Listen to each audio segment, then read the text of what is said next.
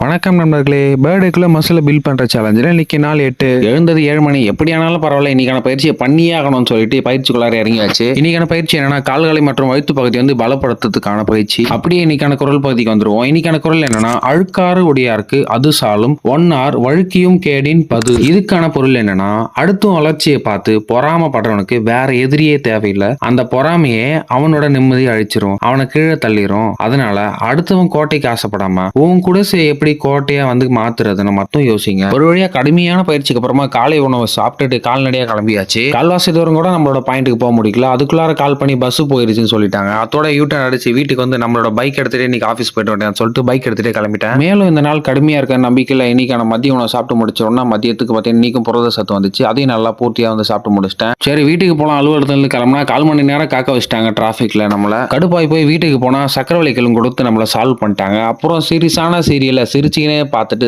சாப்பிட்டு தூங்கிட்டேன். மறக்காம ஃபாலோ, லைக், ஷேர் பண்ணிக்கோங்க. நாளைக்கு பார்க்கலாம்.